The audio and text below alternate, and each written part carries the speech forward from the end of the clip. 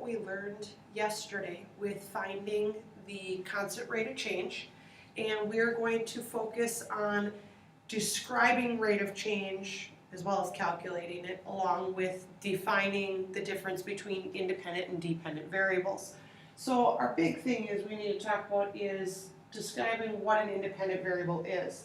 Your independent variable is that x value. It stands alone. And what we mean by that is that nothing else can determine what it is. It's all one and of itself. It determines the other value, in fact. For example, we talked yesterday about how time is always going to be your x, and we talked about how timelines are horizontal.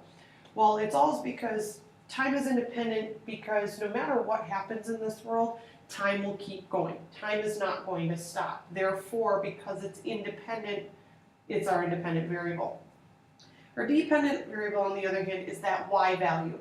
It depends on the x value to get its worth.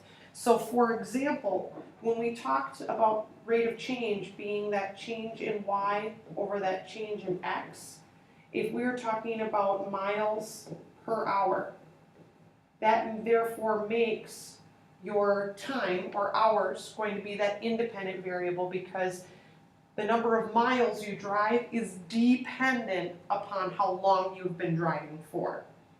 Now, when we talk about ways to describe rate of change, we're talking about how, if we were to graph it, what it would look like. A positive rate of change, if we graphed it, when we would go from left to right, the line would rise. Now, without graphing it, we would know it because both values increase. Negative, on the other hand, the line falls as you go from left to right. That independent value increases, or that x value increases, while the dependent value decreases, or that y value drops down. Now, a zero value rate of change, on the other hand, is a horizontal or flat line.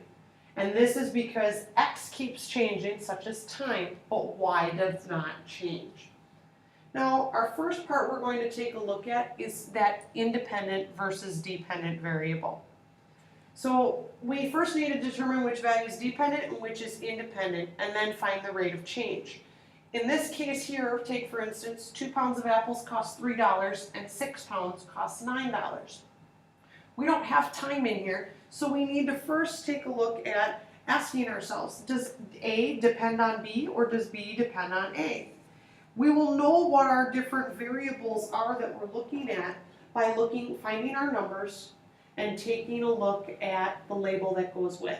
So here we have 2 pounds and 6 pounds, so we have pounds, that is one of our variables, and then we have $3 and $9, so we have money, that is our other variable. Now we need to ask ourselves, does the number of pounds depend on the money, or does the money we pay depend on the number of pounds? So then we ask ourselves, which of them makes the most sense? So to me, when I read, does the money depend upon the pounds, or does the pounds depend on the money? To me, I think it's going to be, I'm going to pick the number of pounds I want to buy, and that will determine my cost. So therefore, because the cost depends on A, or on the number of pounds, because the cost depends on the number of pounds, that means that pounds are going to be our independent variable, because they don't depend on anything, we pick that, which therefore makes the money dependent, hence depend. And so now we've picked out our variables, so now we need to find that rate of change.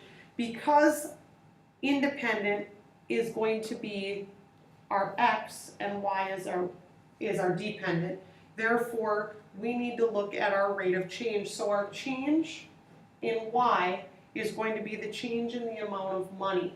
So that's going to be $9 minus $3, which is a change of $6.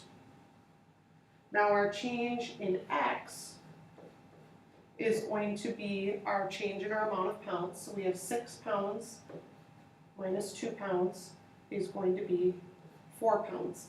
The other way you can also look at this is that you have your pounds and your cost and create a table and say 2 pounds costs $3, 6 pounds costs $9, and then say, well, our change here is +4 and our change here is +6. So then we look here and say 6 over 4. Well, 6 over 4, both of these numbers can be divided by 2. So I'm going to divide them by 2 and get a value of 3 over 2. And one of the things we kind of talked about was getting this value then over 1, and because it is a ratio, we can have decimals in it. So I'm going to go ahead one more time and divide by 2, because that will get my 1 in the bottom. And when I do that, I get 1, and we know that our change in x is our pounds, so 1 pound costs, and I know that this is $1.50. So therefore, our rate of change is going to be that $1.50 per pound, and then I'm going to include this as a part of our answer that pounds are independent and money is dependent. So to sum that up, our last piece is going to be that change in y over change in x.